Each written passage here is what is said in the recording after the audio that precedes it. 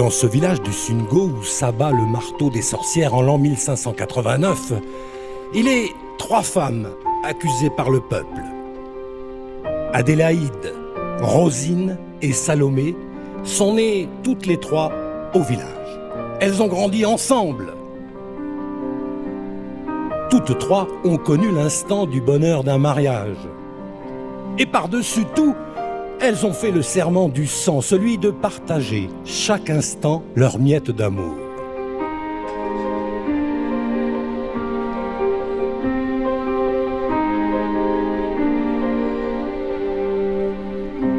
Dans le village, seuls médecins et curés leur apporteront réconfort. Car le monde qui est le leur est celui des hommes, un monde où la seule rumeur du village a la force de les faire tomber toutes les 3 dans les filets de l'inquisiteur. Alors, pour les arracher à la violence du peuple, leur seigneur leur a accordé la dernière nuit des sorcières pour prouver que leurs âmes lui sont entièrement dévouées, ainsi qu'à Dieu. Elles devaient, par miracle, redonner force et vigueur à 2 mourantes. Mais dans le cas contraire, c'est le bûcher qui leur était promis.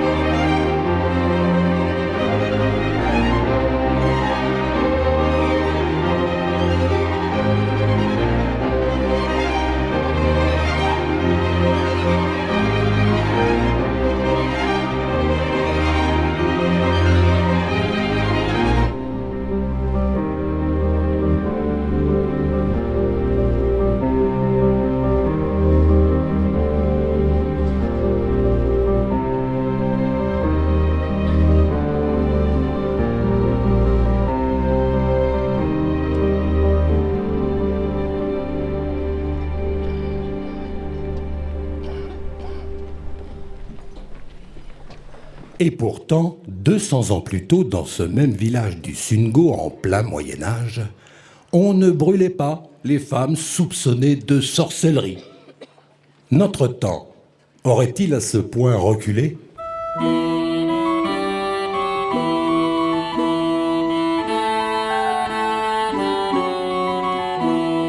On se contentait de les exposer en place publique car on les considérait comme de pauvres folles, plus dignes de pitié qu'autre chose.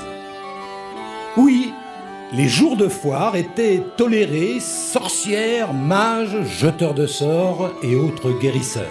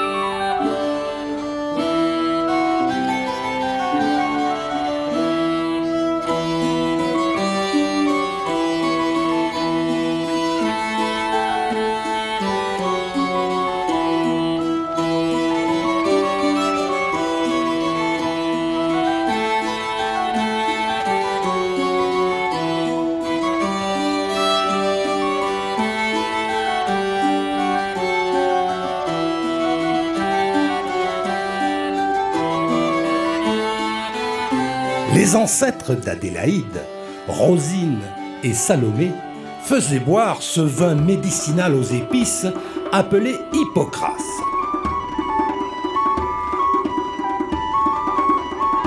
C'était aussi le temps où le jongleur faisait venir en sa main la chaîne d'or qu'avait autour du cou un gentilhomme sans y toucher. Le temps aussi où le bréviaire de notre curé devenait soudain un jeu de cartes. Personne n'imaginait que ce magicien puisse être condamné en tant que sorcier, même s'il était certain que de telles choses n'étaient point œuvre d'un miracle divin.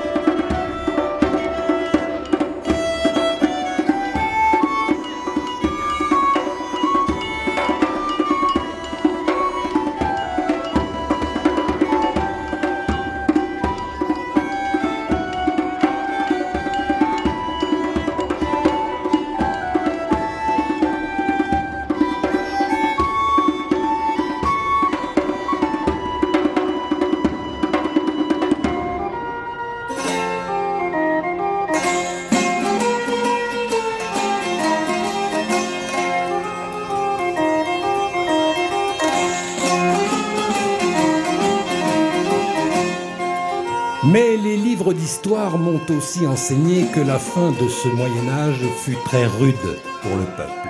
Parce qu'ils n'ont pas le même sort, les hommes s'opposent. Jadis lieu d'harmonie et de rencontre, la foi se transforme en lieu de commérage, d'insultes, de réprimandes.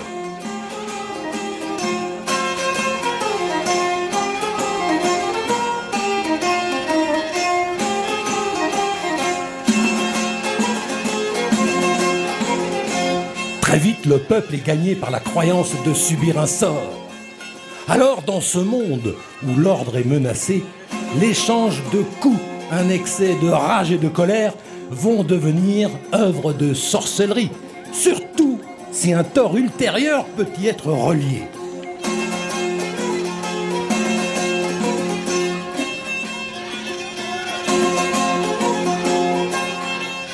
Murmurer sa colère, proférer des mots menaçants, toucher un animal ou une personne devient objet de rumeur.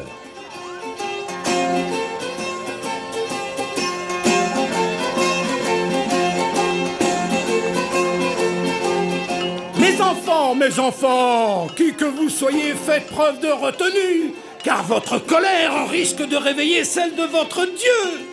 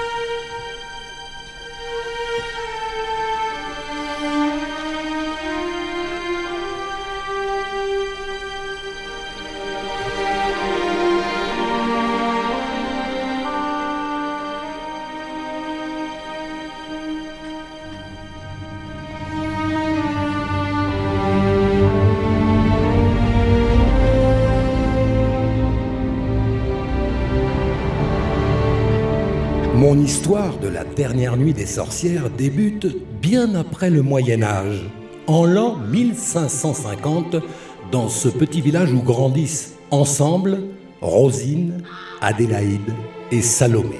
Dans ce village qui est sous domination des Habsbourg et de la Maison d'Autriche.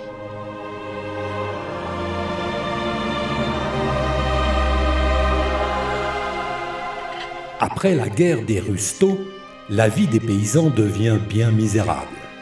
Le froid provoque des pertes de récoltes et la mort de nombreux villageois, trop faibles pour lutter contre la maladie.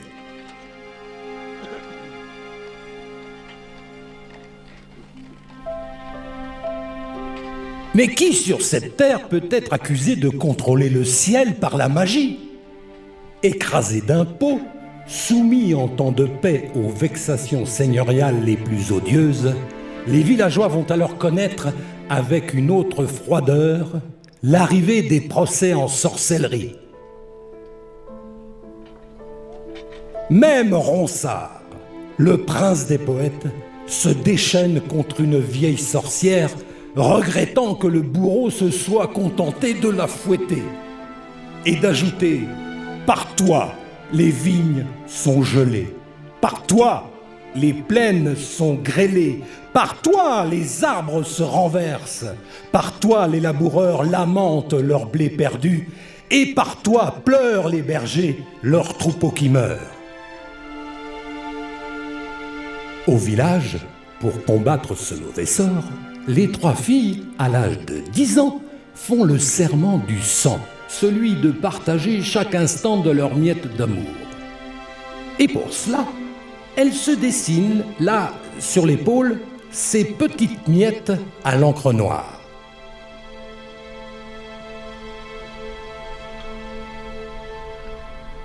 Dix ans plus tard, lors des épousailles de Rosine, je suis devenu le jeune médecin de la contrée. Et je suis là ce jour où d'étranges visions se produisent.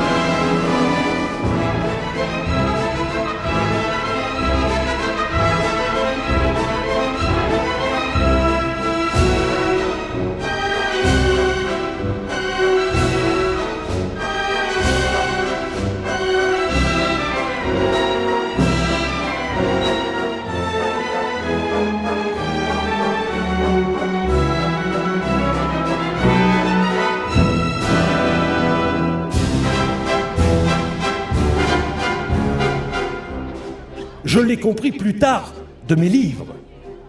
Ce jour de mariage, la maigre moisson de seigle est célébrée comme il se doit, mais elle souffre du mal de ce champignon nommé l'ergot de seigle, dont on tirera un jour peut-être quelconque droguerie.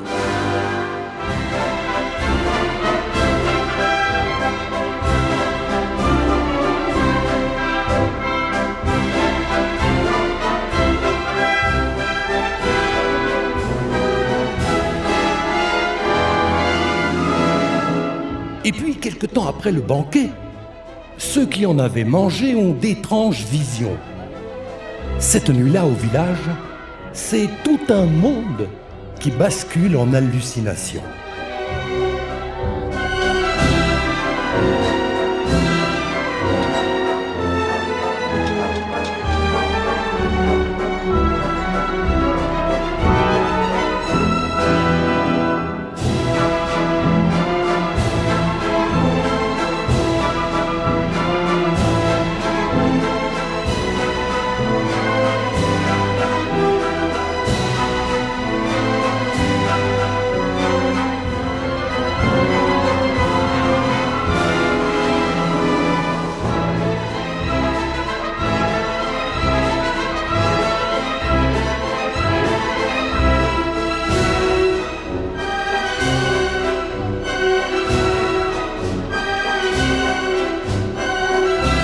En seulement un mois après cet instant d'amour entre Rosine et son époux, celui-ci meurt comme empoisonné.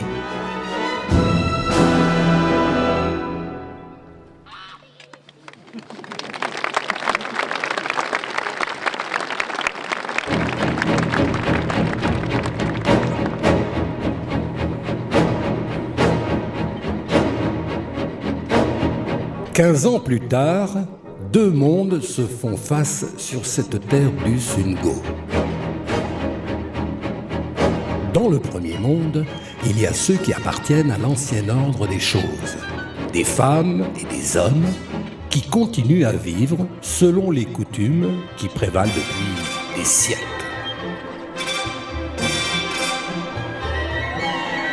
Rosine, Adélaïde et Salomé en font partie.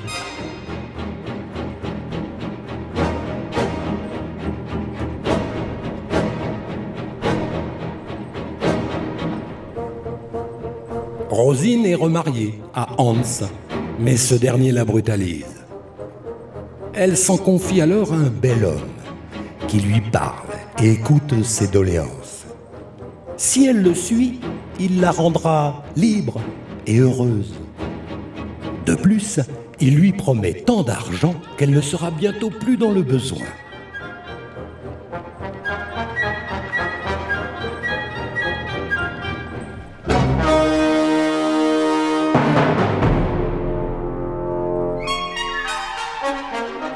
Mais il disparaît, aussi vite qu'il était apparu.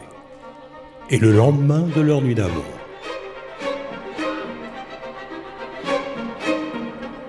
Car dans le second monde, il y a l'un d'eux, les mieux nantis du village, ayant fréquenté les écoles de paroisse, appris à lire et surtout qui se sont laissés imprégner du nouveau discours de l'Église qui condamne les coutumes païennes pratiquées par des supposées sorcières.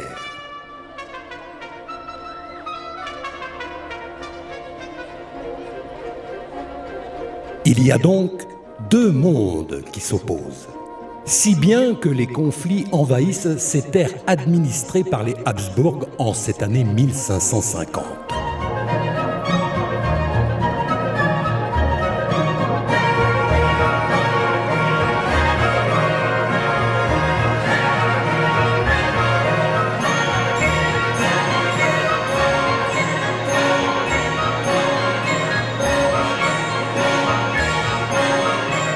Nombreux sont les gens du peuple affamés qui s'accrochent alors à leur lopin de terre et la pauvreté des paysans est source de désordre. En cette année troublée, Rosine eut le bonheur de donner naissance à son unique fille, Emma.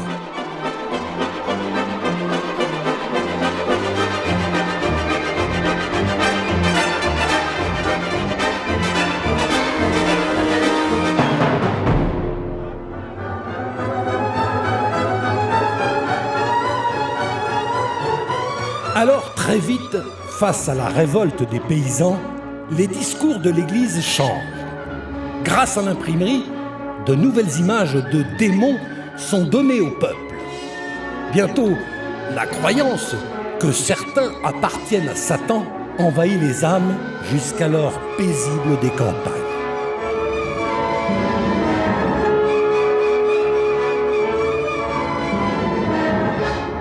Nombreux sont ceux qui ont peur de la fin d'un monde devant tant de bouleversements, dans une société restée immobile depuis des siècles. À l'aube de la naissance des théories protestantes de Luther et d'une révolution bourgeoise menaçant l'édifice chrétien féodal tout entier, les hommes d'Église affirment leur autorité. Les colères populaires sont détournées, par exemple, contre des femmes libres refusant quelconque soumission à la domination d'un homme.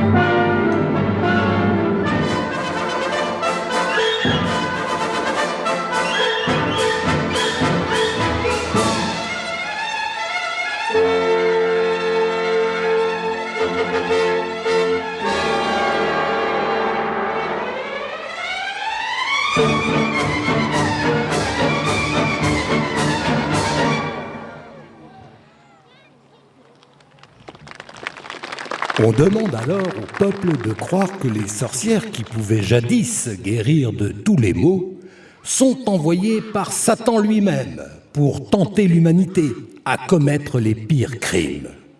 Les villageois vont pouvoir trouver enfin les raisons de leur malheur.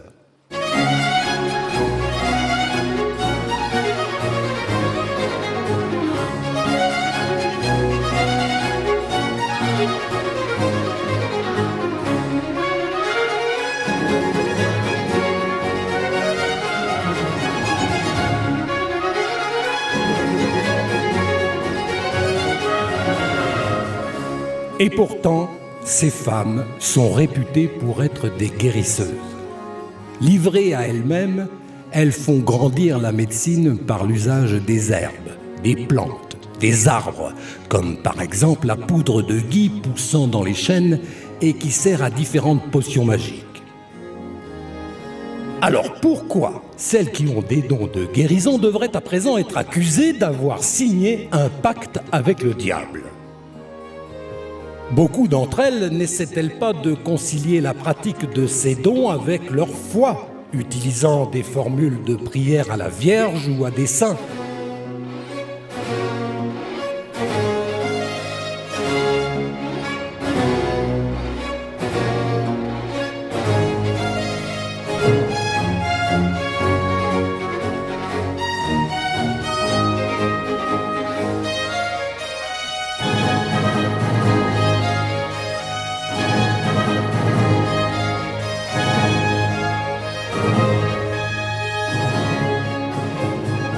Leur compréhension des astres en font des guérisseuses face au malheur. C'est ainsi que le bailli lui-même apporte son jeune fils à Adélaïde pour une vilaine foulure aux pieds. Adélaïde sait trouver, par la pression de ses doigts, comment soulager et rassurer le jeune homme.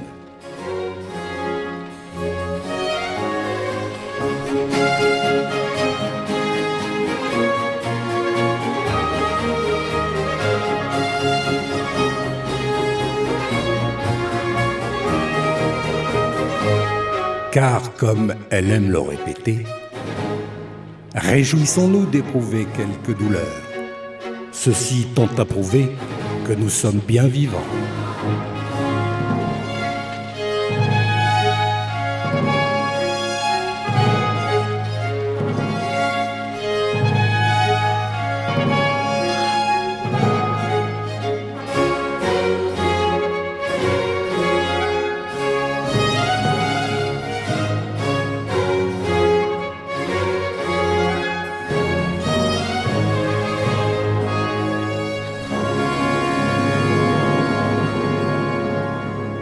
Lors des veillées, Rosine, Adélaïde et Salomé s'échangent des recettes, des façons d'influencer le sort.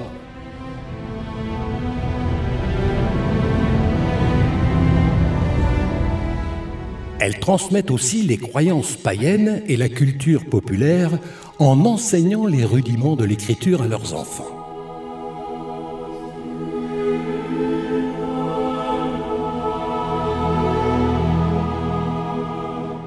Par ses conseils et son savoir, la sorcière rassure la population et occupe une place importante dans la société. Mais ceci a pour conséquence de réduire l'influence des prêtres sur leurs ouailles. Rosine élabore des potions d'herbe pour soulager les terribles douleurs de ventre de son pauvre mari, Hans.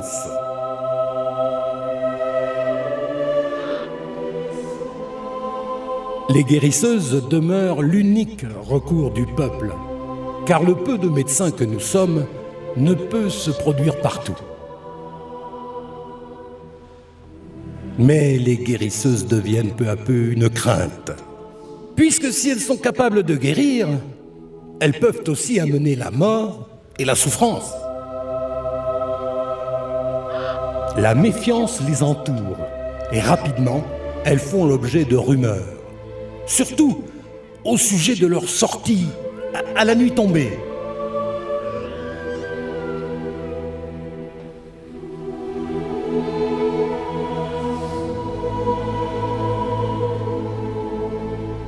C'est pourquoi le fils du bailli jure de revenir sur ces lieux pour soulager sa curiosité.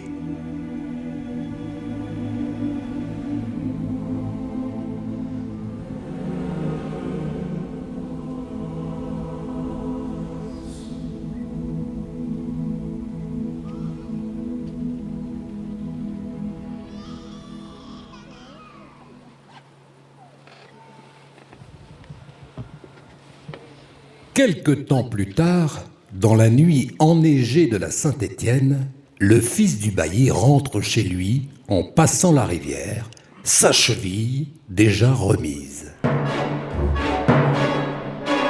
Il entend de la musique au loin et voit de belles lumières. Sur les hauteurs du village se trouve un très vieil arbre. Au pied de celui-ci, sur un espace en forme de grand cercle, ne pousse aucune herbe, comme si la terre y avait été régulièrement piétinée. On m'a rapporté que le vieux Pierre Moret y avait enterré un jour une image bénite et aussitôt l'herbe y avait repoussé. Mais que se passe-t-il ici, pense le plus jeune fils du bailli en s'approchant doucement du lit. Des sorcières dansent autour d'un vieux cerisier.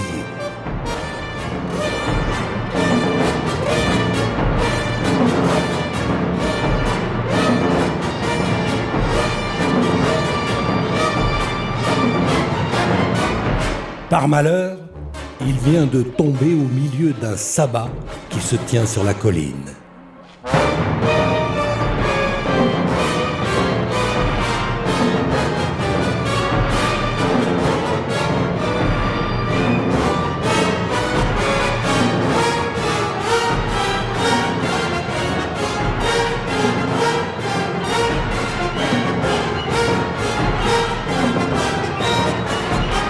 Invité par une des harpies à s'approcher, il est engagé à écrire son nom avec son propre sang dans un livre d'or de sorcellerie qu'elle lui présente.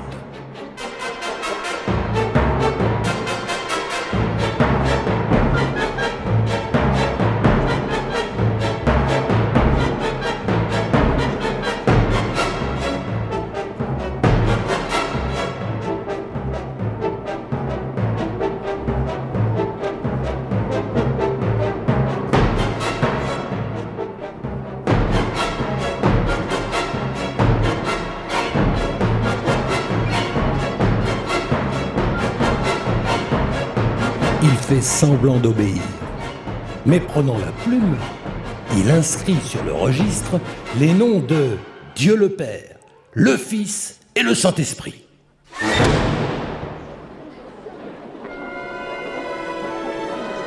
Le lendemain, on retrouve le fils du bailli, prisonnier d'un buisson d'aubépine, couvert de neige, tenant encore le fameux livre à la main.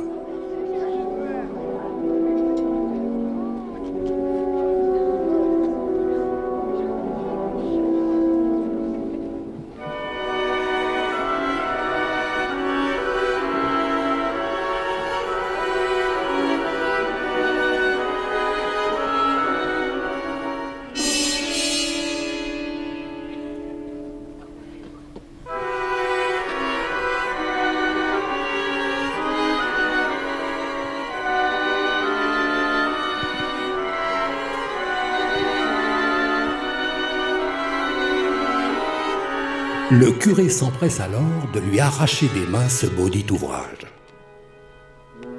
Les noms de plusieurs personnes du village mentionnées dans ce livre vont alors à tout jamais partir en fumée.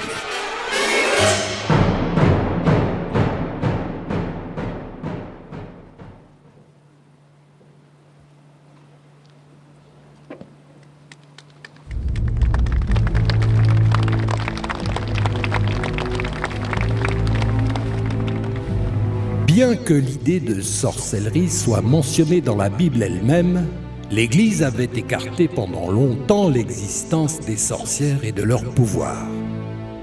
Mais peu de temps après la formation de l'Inquisition, la sorcellerie est soudainement dépeinte comme un mal sérieux, au point d'en devenir un crime.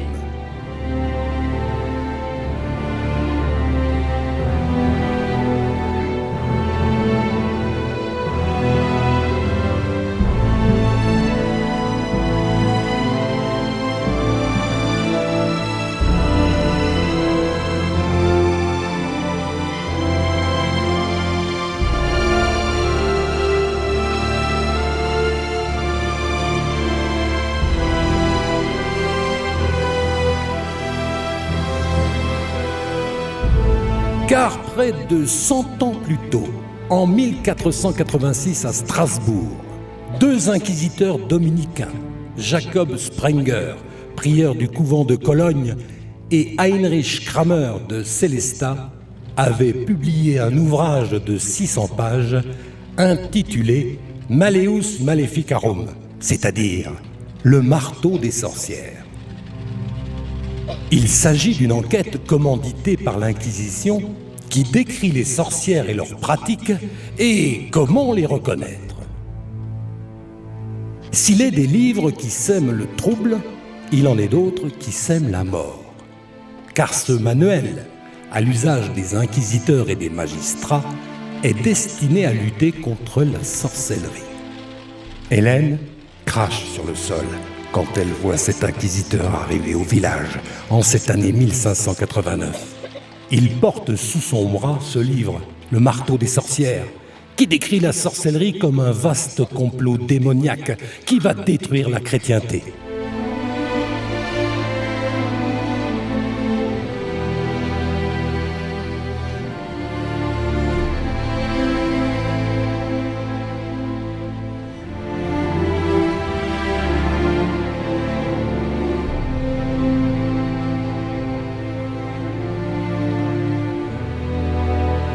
Ces femmes, ces sorcières, sèment le désastre. Elles rendent les hommes impuissants et les femmes stériles, tuent même les enfants dans le ventre de leur mère. Les auteurs de ce livre vont les rendre coupables des maladies, comme par exemple la lèpre et l'infirmité. Les sorcières déchaînent le tonnerre, la tempête ou la grêle. Tout le monde y croit, à commencer par les accusés eux-mêmes. On se surveille, on s'espionne pour se mettre à l'abri d'un sortilège inattendu. On se regarde dans le blanc des yeux afin d'y découvrir le diable dans la pupille de son voisin.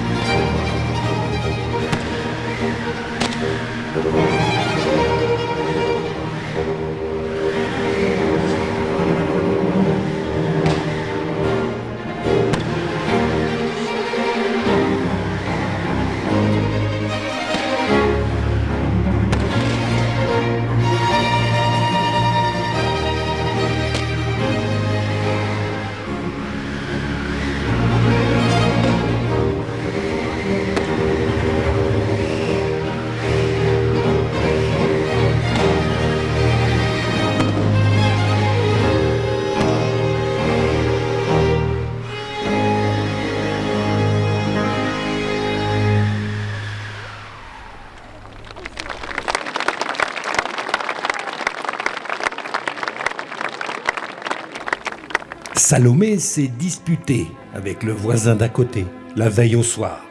Et par malheur, la grêle a saccagé sa récolte dans la nuit, telle une pluie de météores ayant traversé le ciel. Certes, Salomé donne l'image d'une femme pieuse. Elle se confesse, communie, met des cierges et se recueille devant l'ossuaire. Notre bon curé du village peut en attester. Mais elle a aussi mauvaise réputation. On l'a dit querelleuse, autoritaire. Surtout, elle fait l'objet d'une rumeur. Voici déjà 20 ou 30 ans qu'on la traite de sorcière, au marché et même au sein de sa famille.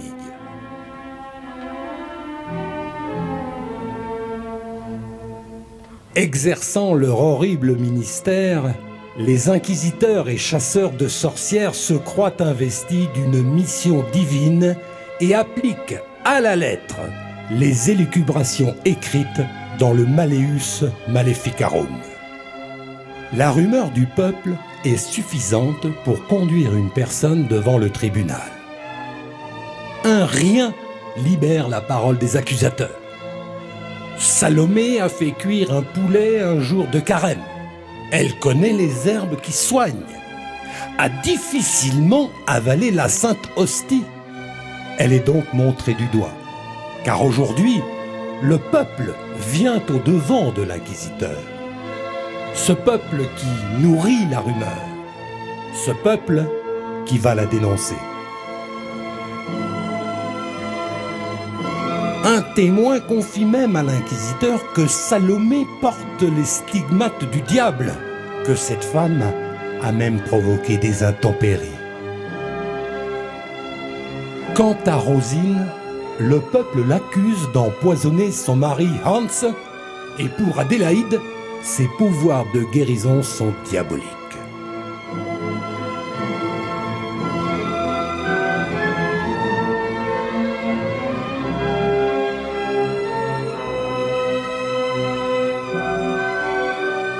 Il n'en faudra pas plus pour que les 3 guérisseuses du village soient enfermées dans la tour des sorcières en attendant leur procès.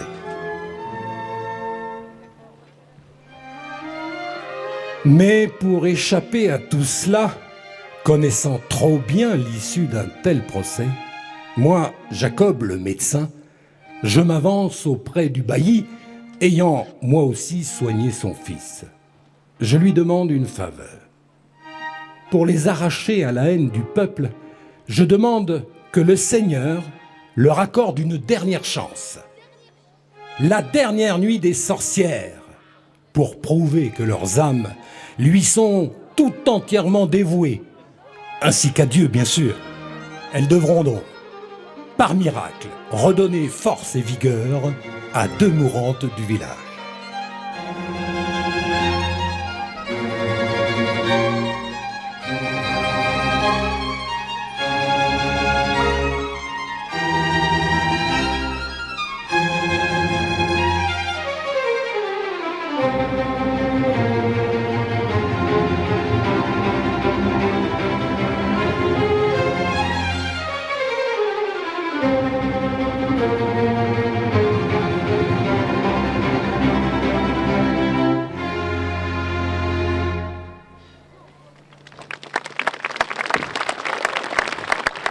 Le village accueille alors la plus incroyable cérémonie de guérison autorisée par le seigneur de la contrée.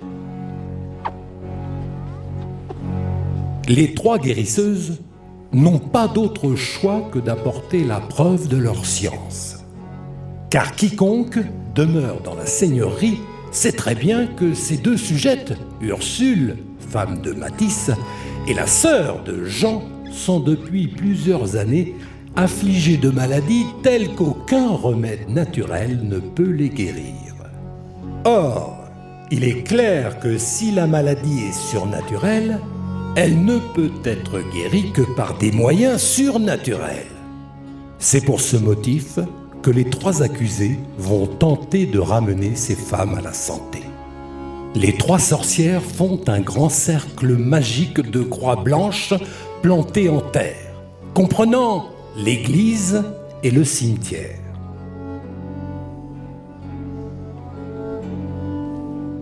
Pour débuter la cérémonie, Salomé demande au curé de faire tourner la procession autour du cercle et puis ensuite de lire les 4 évangiles devant les 4 fléaux afin de délivrer ainsi les 2 malades. Au nord, moi, Jacob le médecin, je symbolise la mort, tenant d'une main un sablier et de l'autre un paquet de verges. Au levant, Adélaïde représente la faim, tenant des verges et un panier vide. Au couchant, Salomé est la peste, tenant aussi des verges d'une main et de l'autre un arc armé d'une flèche. Enfin, Rosine s'est réservé le 4e rôle, celui de la guerre, sous la figure d'un chevalier armé de toutes pièces, tenant d'une main les verges et de l'autre une large épée.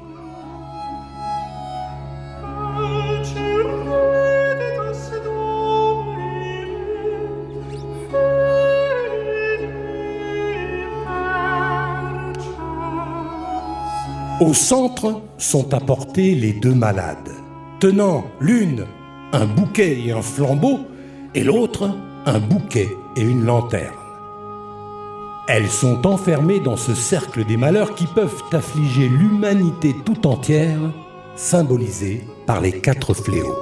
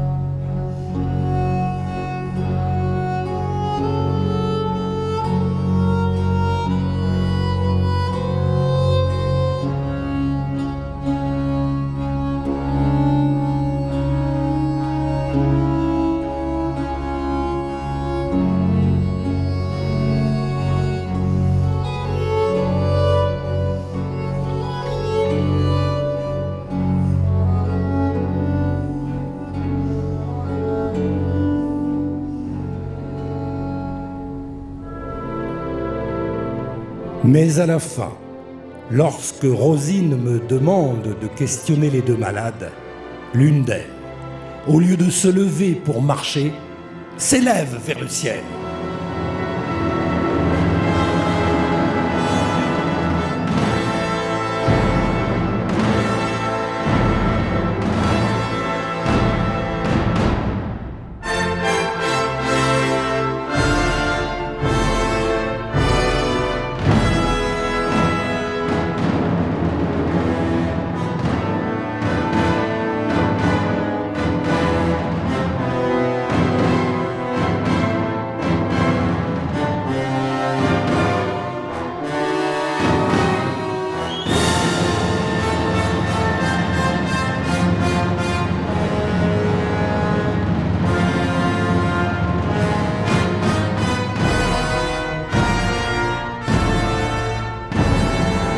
Aussitôt, devant cette diablerie, les 3 femmes tombent sous les filets de l'inquisiteur. Elles sont jetées dans la tour aux sorcières en attendant leur procès.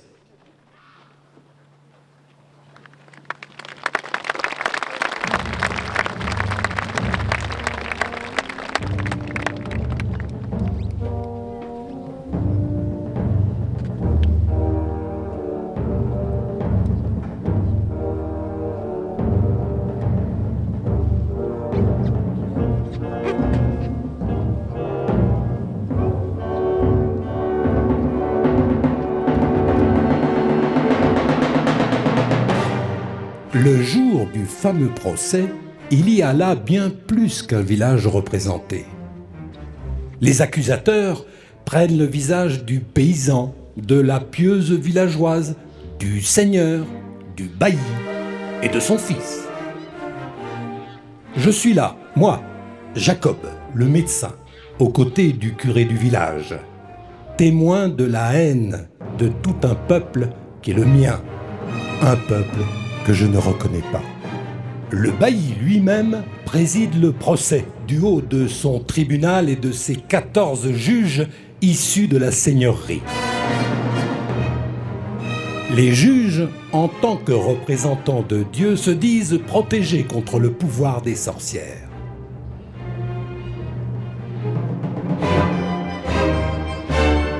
Le matin de ce premier jour, les témoins sont tous venus confirmer qu'ils connaissaient bien les accusés et que ces dernières ont une réputation de sorcières.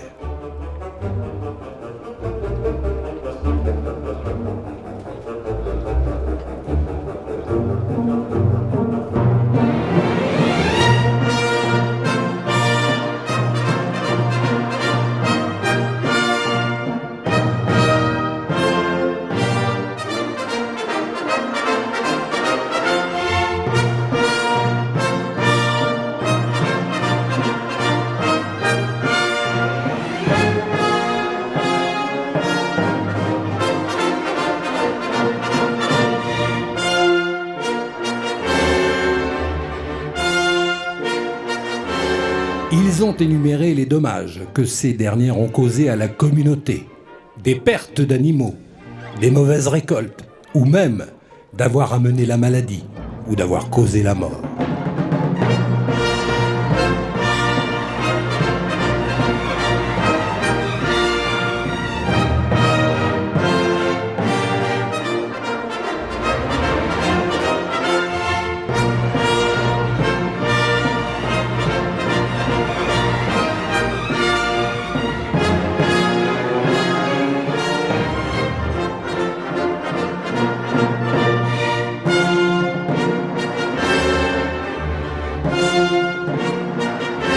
Les jeunes enfants sont eux aussi amenés à faire les racus pota. Plusieurs d'entre eux rapportent qu'Adélaïde cache chez elle, dans sa chambre, une racine de mandragore qui lui procure de la richesse.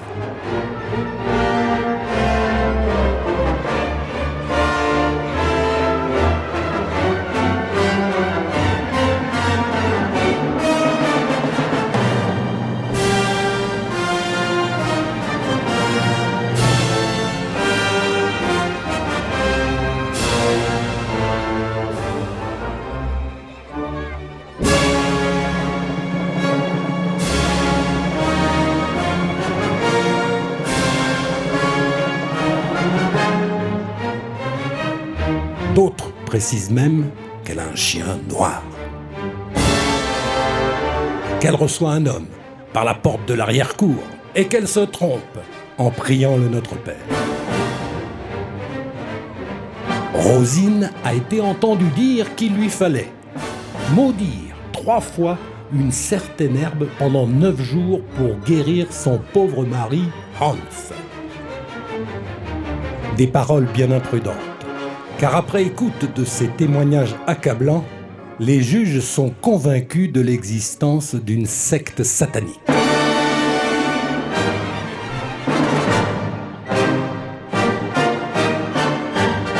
Ils se serviront de ces témoignages pour obtenir les aveux d'Adélaïde, de Salomé et de Rosine.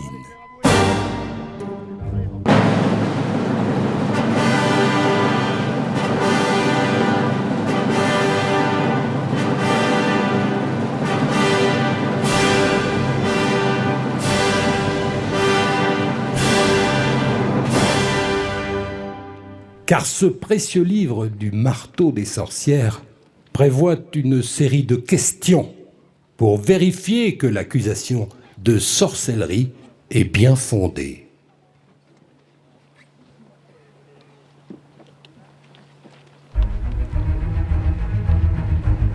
L'après-midi de ce premier jour de procès est donc celui des tourments, de l'interrogatoire. 29 questions reprises dans le Malleus Maleficarum.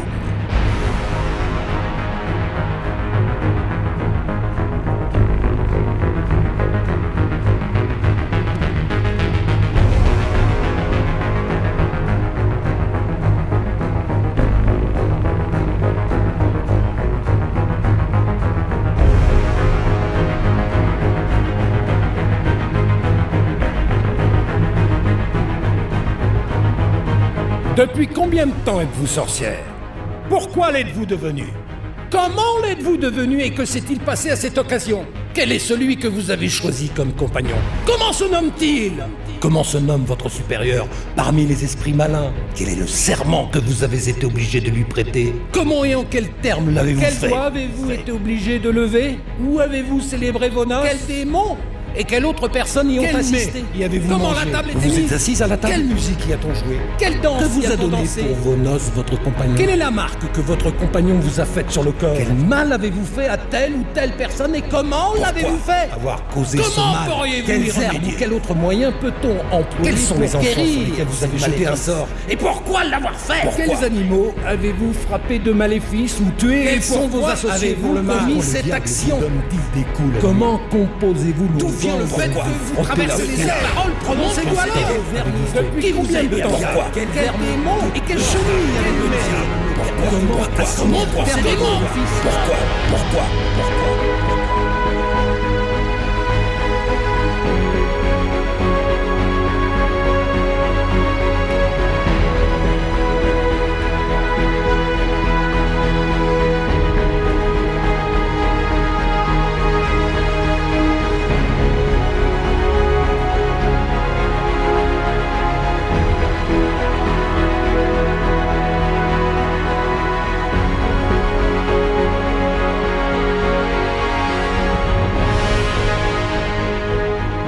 Adélaïde, Rosine, Salomé ne peuvent prouver leur innocence.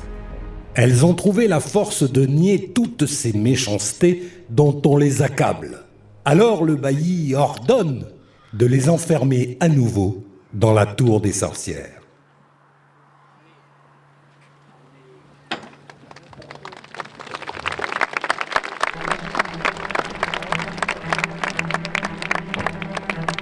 Le lendemain, le 5 avril 1589, le seigneur arrive au village.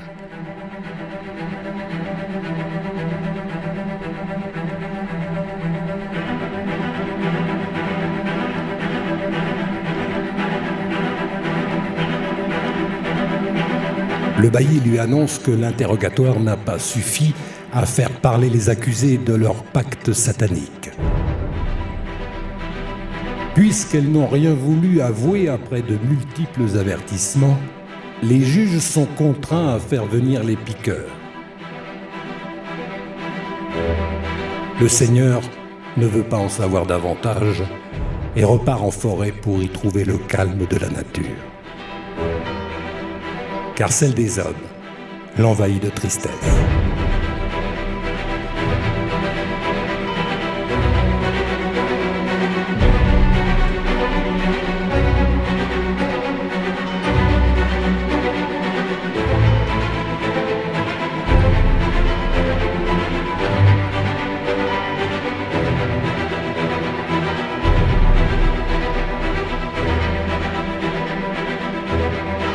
À la nuit tombée, les piqueurs rasent entièrement le corps de Rosine, d'Adélaïde et de Salomé.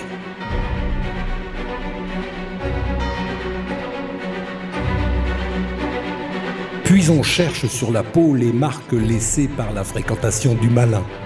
Taches de naissance, grains de beauté, écorchures, cicatrices, preuve évidente que l'accusé est bien en cheville avec le diable.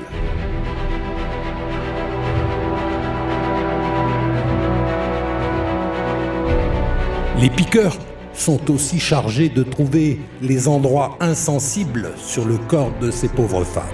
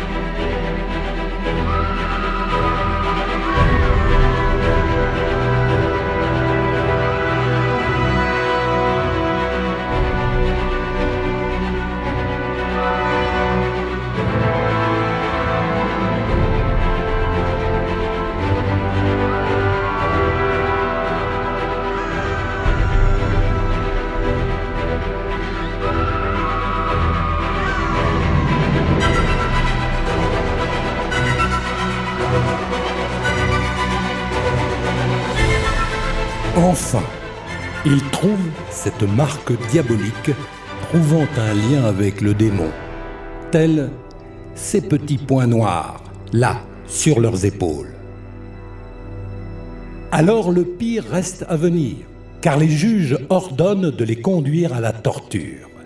Si le mal est parfois nécessaire pour nous garder bien vivants, la torture est là pour faire avouer n'importe quoi.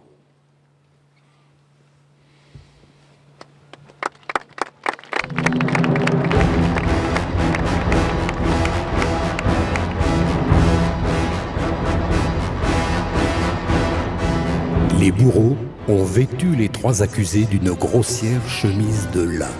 Pas question de garder leurs vêtements, de crainte qu'elle n'y ait caché dans leurs ourlets des amulettes diaboliques destinées à les protéger des douleurs de la torture.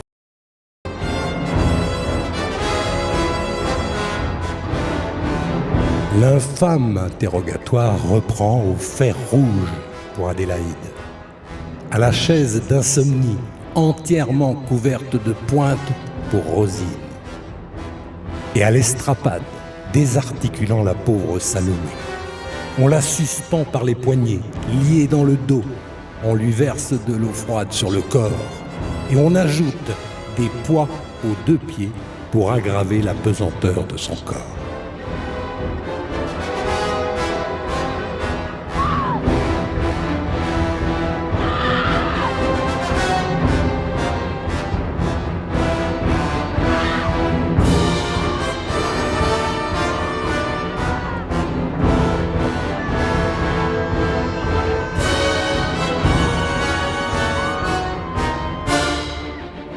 Les 3 sorcières n'ont rien avoué.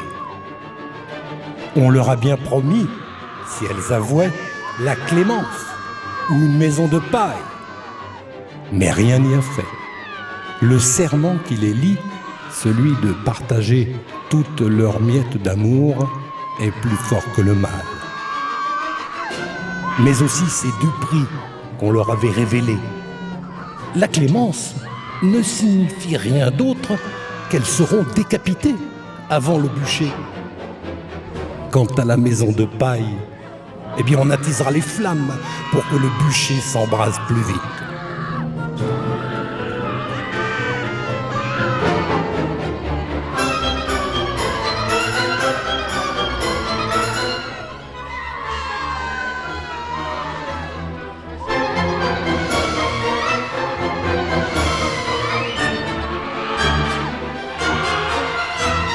L'inquisiteur les croit alors tirer profit du maléfice de taciturnité décrit dans le funeste livre du Malleus Maleficarum.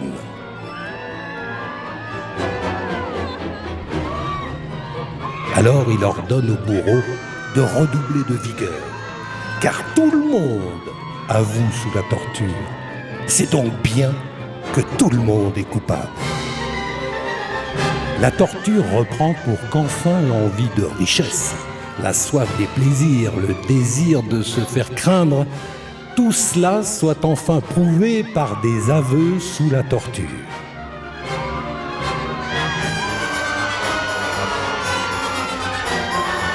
Pour le juge, sans aveu, il ne peut y avoir de condamnation.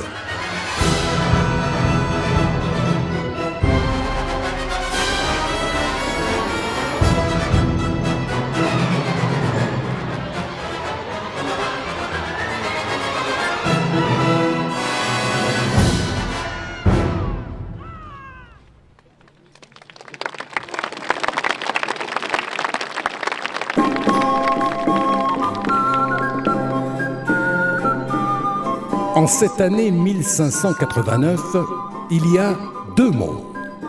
Celui du bien et de la fête, celui du mal et de la sorcellerie.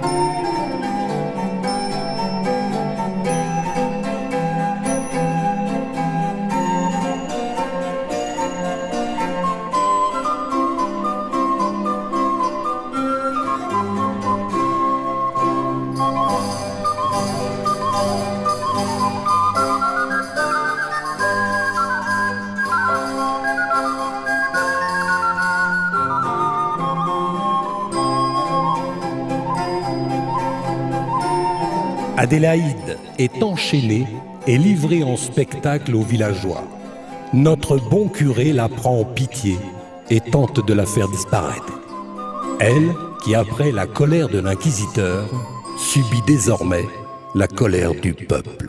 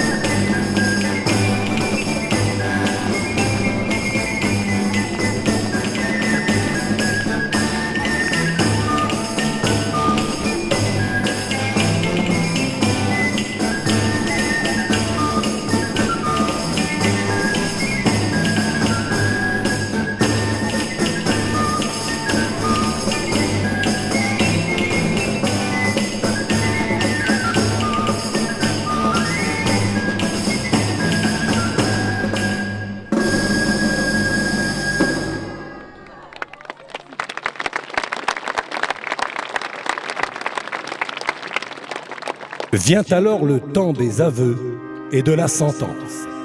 On fait venir Rosine.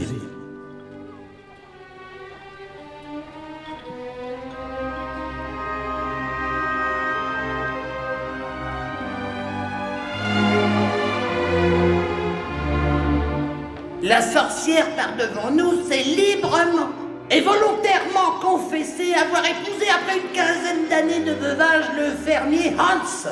Ce dernier la brutalisant, alors il lui apparut le mauvais esprit en la personne d'un bel homme qui lui parla et écouta ses doléances.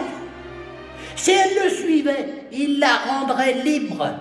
De plus, il lui promit tant d'argent qu'elle ne serait bientôt plus dans le besoin. Pour cela, elle devait renoncer à Dieu et faire selon sa volonté. Elle se donna ainsi à Satan et reçut un chapeau plein d'argent de cet homme avant qu'il ne disparaisse dans un tourbillon. Pour se débarrasser de son mari, elle lui prépara une cervelle de renard, sans effet. Alors elle introduisit du mercure dans ses aliments. mais aussi avec des herbes. Elle a ensorcelé plusieurs étables du village, de sorte que toutes les bêtes tombèrent malades.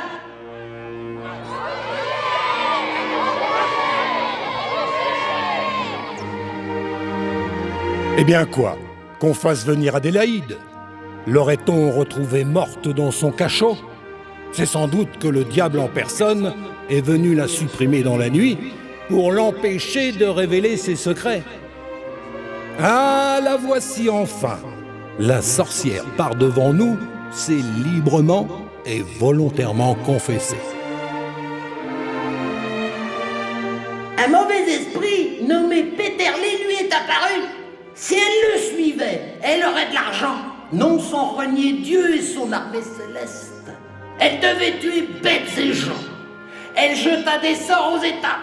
Elle plaça aussi une baguette magique sous les ruches de Klaus, parce que l'apiculteur lui refusait une part du miel.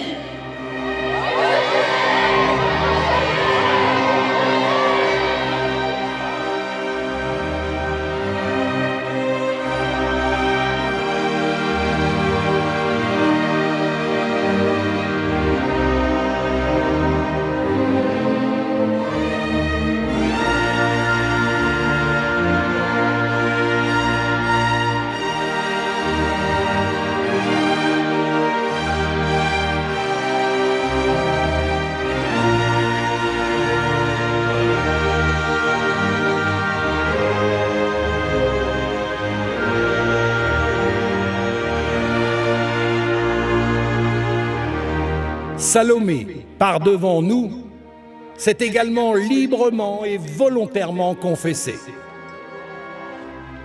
Elle a aussi avoué que le malin était venu il y a 4 ans dans son lit, qu'il l'a séduite, qu'il était semblable à un homme, sauf que sa nature était froide.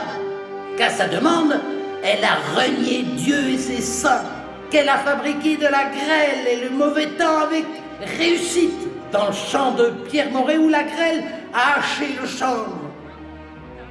Mais le malin devint de plus en plus exigeant. Aussi avala-t-elle du sel et de la cire bénie afin d'empêcher le démon de revenir.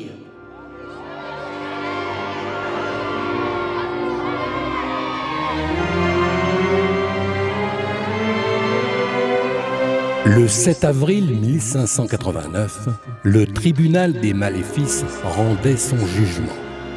Les 14 juges condamnèrent Rosine et Adélaïde à être brûlées, jusqu'à être réduites en cendres sur la place du village.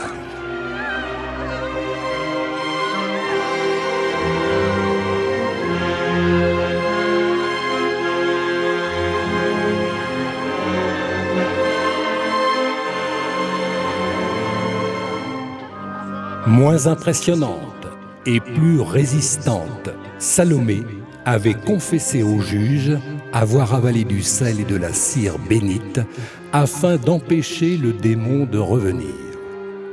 Le juge lui accorda sa clémence pour ce motif et la gracia.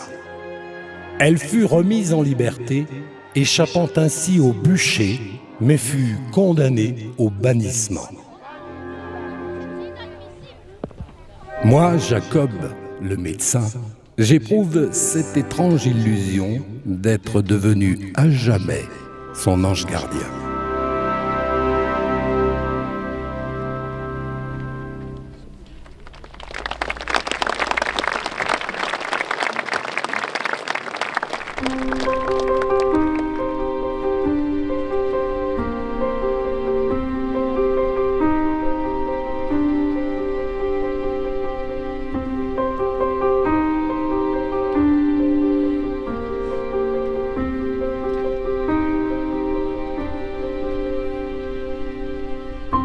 Dans ce village du Sungo où s'abat le marteau des sorcières en l'an 1589, il est 3 femmes accusées par le peuple. Adélaïde, Rosine et Salomé sont nées toutes les 3 au village. Elles ont grandi ensemble. Toutes 3 ont connu l'instant du bonheur d'un mariage. Et par-dessus tout, elles ont fait le serment du sang, celui de partager chaque instant leur miette d'amour.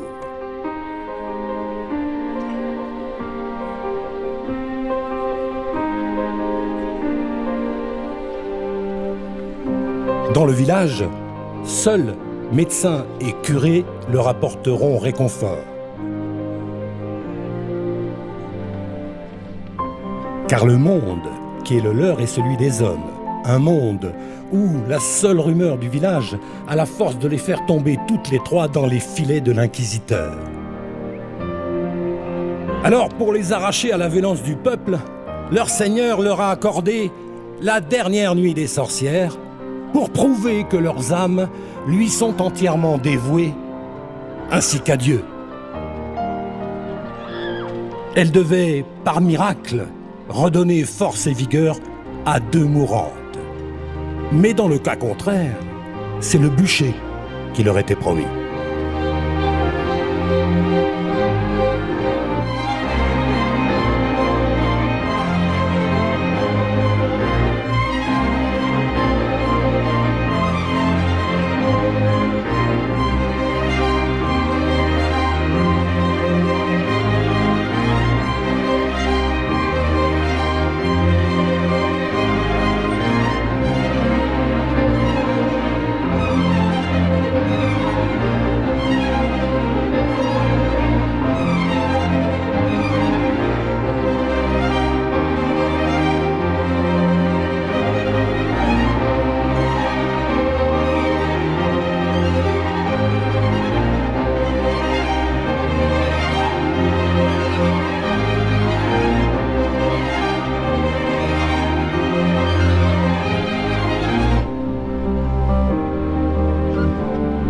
Rosine et Adélaïde sont attachées au bûcher. Le supplice des sorcières a un sens. Le mal, choisi au sein du village, sera brûlé. Toutes ces femmes et tous ces hommes ont l'illusion d'avoir écarté d'eux tous les dangers. Et lorsque le curé s'approche des malheureuses, un crucifix à la main, Rosine ne peut s'empêcher de crier « L'enfer est vide, car tous les démons sont ici !»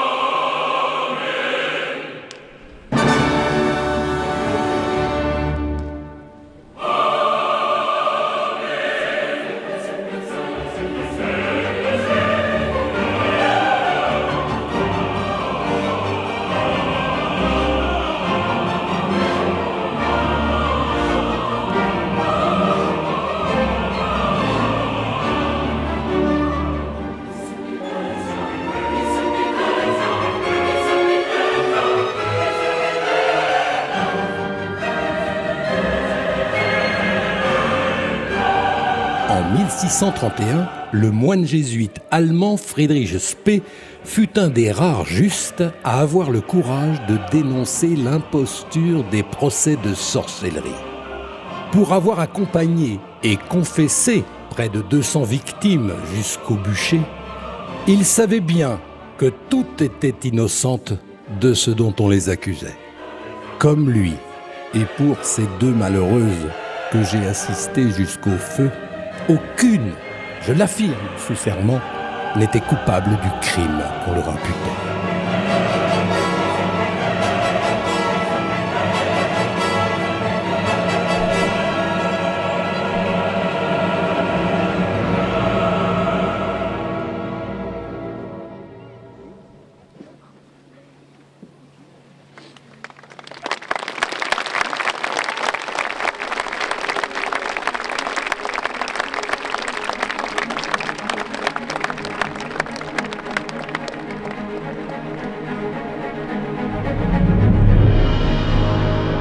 Nos contrées éloignées du pouvoir central ont de tout temps été portées à se révolter. La répression de la sorcellerie aura permis de donner naissance à une surveillance des villageois par des villageois. Avec la peur de se faire dénoncer, avec la multiplication des bûchers, chacun épie son voisin et agit selon les nouvelles normes afin de devenir irréprochable. C'est le principe même de l'obéissance par la peur. L'ordre est rétabli.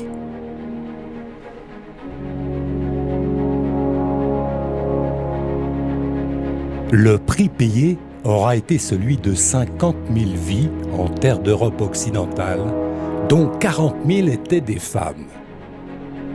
Cette démence collective aura une fin, sans doute hâtée par la guerre de 30 ans, parce que les soudards suédois écumeront la région, tuant, violant, pillant et incendiant toute l'Alsace.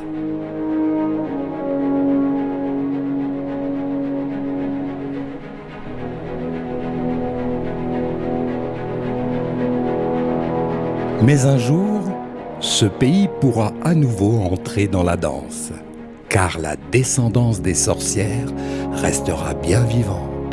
Et Emma, fille de Rosine, transmettra encore pendant longtemps, à de nombreuses générations après elle, ses savoirs. Alors, la dernière nuit des sorcières ne sera peut-être qu'un commencement.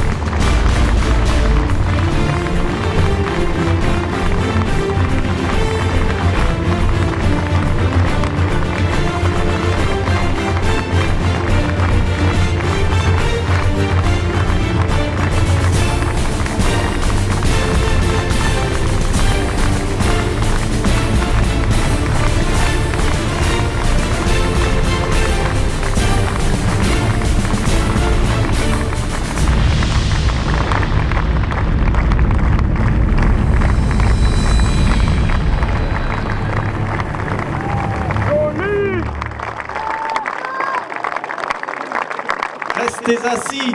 Mais je pense que, vu la performance que toutes les personnes qui sont derrière moi, mais je vais en appeler d'autres, ont réalisé ce soir, je pense que vous pouvez les applaudir encore plus fort, s'il vous plaît.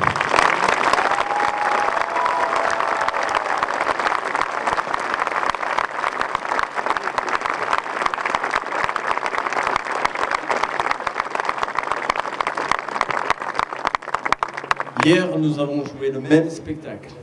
Il faisait sec. Nous avions la bouche, voilà, sèche. Et ce soir, c'était beaucoup plus humide. Maintenant, je demande à tous les figurants d'applaudir notre public très fidèle.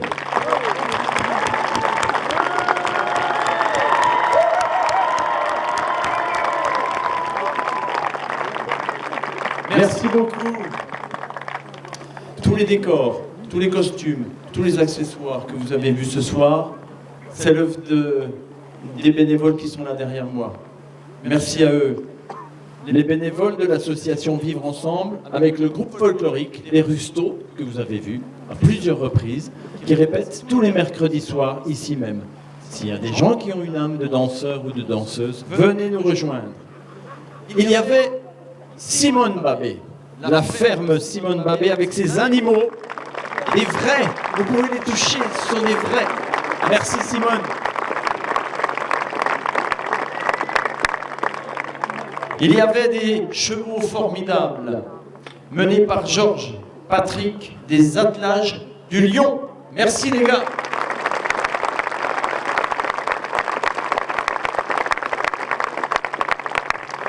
Il y avait une tribune gradin qui vous a accueilli ce soir, 1000 places en tribune.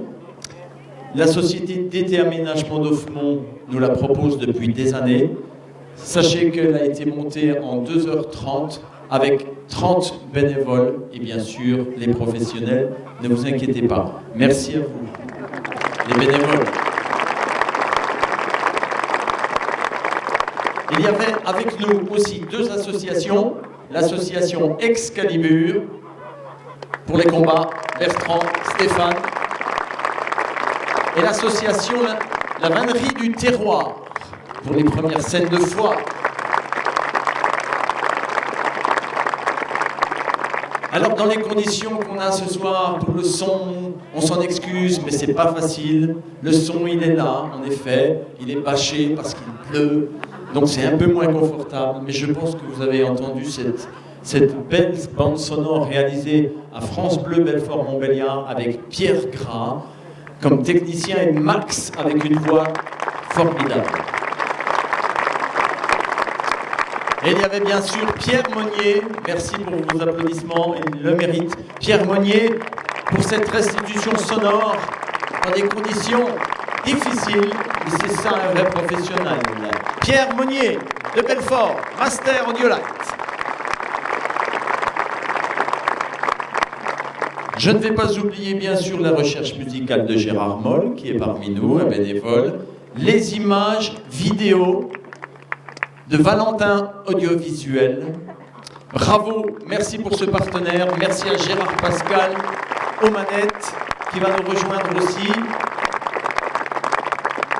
Comme vous l'avez vu, nous avons dû changer, pour certains qui étaient là assez tôt dans la tribune, nous avons dû changer le vidéoprojecteur qui a essuyé un violent orage et qui était HS. Donc merci pour la performance de remettre en état tout le matériel pour que le show puisse fonctionner. Bravo, c'est une vraie performance. Les lumières sont de TSE de Mulhouse et aux lumières, il y avait Gérard Pascal avec le chapeau. Un fidèle du son et lumière. Merci Gérard. Et un petit jeune de 25 ans, Théo Frick, qui nous vient d'Alsace. Merci mon Théo.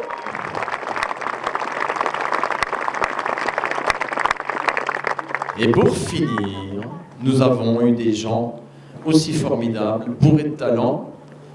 Bernard Barrois, à la synchronisation du texte, et ça a marché tout le long, on a regardé, c'était formidable pour les malentendants. Merci à toi Bernard. Et pour les effets spéciaux, nous avions Quentin Valla en rouge, Laurent Rouèche et Martial. Merci de parler de ce spectacle autour de vous. On vous propose une bonne douche chaude à la maison. Hein. Et puis, séchez-vous bien et revenez-nous vite l'année prochaine, on sera là, on sera toujours là. Merci à vous. À très bientôt. J'ai oublié Sirius, excusez-moi, Sirius l'illusionniste, avec sa partenaire, notre Adélaïde, notre sorcière. Merci aux 3 sorcières qui ont fait une performance extraordinaire. Merci, à l'année prochaine. Voilà Pierre. Et n'oubliez pas Patrice Valla. Sans lui, il n'y a rien de possible.